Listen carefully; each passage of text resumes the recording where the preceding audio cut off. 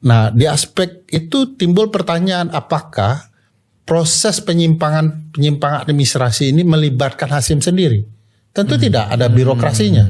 Ada sekjen yang bermasalah di dalamnya. Ada sekjen yang membuka ruang agar pelanggaran administrasi ini terjadi. Ada aspek pidananya.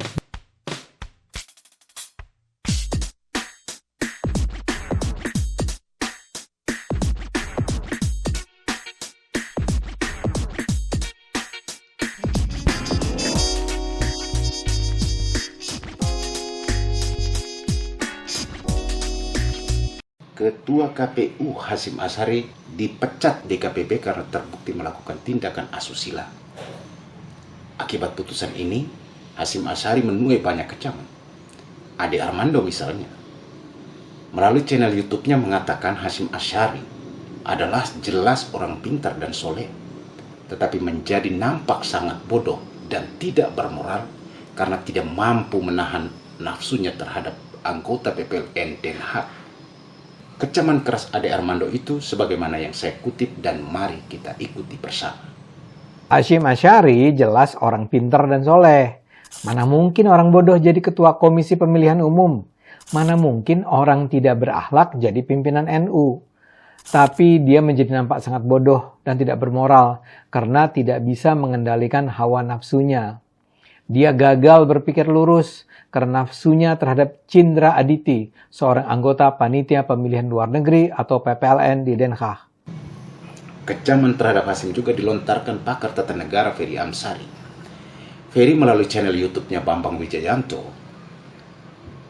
menilai tindakan Hasyim tidak saja melanggar etika penyelenggara pemilu, tetapi perbuatan Hasyim bisa ditarik ke dalam pelanggaran hukum administrasi negara dan pidana yang bisa saja melibatkan sekjen KPU.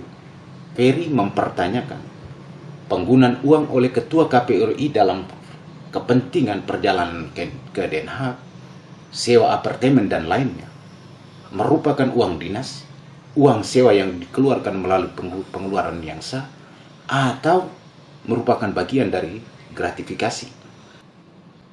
Memang bukan menjadi bagian dari tugas DKPP untuk membongkar, tetapi celah pelanggaran etik ini dapat menjadi panggilan bagi aparat penegak hukum untuk segera memeriksa Ketua KPU RI.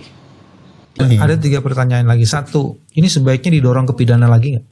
Nah, kalau dilihat kasusnya ada beberapa hal yang menarik. Jadi aspek etiknya sudah selesai, bahkan mungkin ada tambahannya. Tapi juga ada aspek pelanggaran hukum administrasi negara.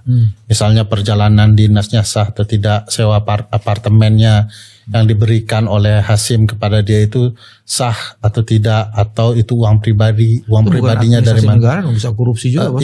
Iya, belum sampai, sabar dong satu-satu. Enggak sabar betul nih, orang sudah diberhentikan loh.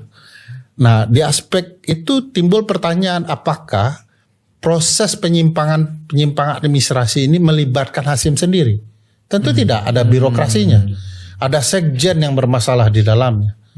Ada sekjen yang membuka ruang agar pelanggaran administrasi ini terjadi.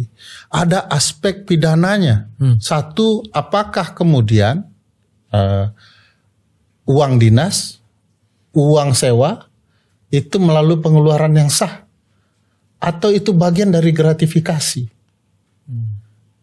Nah, ini yang belum dibongkar secara utuh di dalam proses persidangan DKPP, dan itu memang bukan tugas DKPP.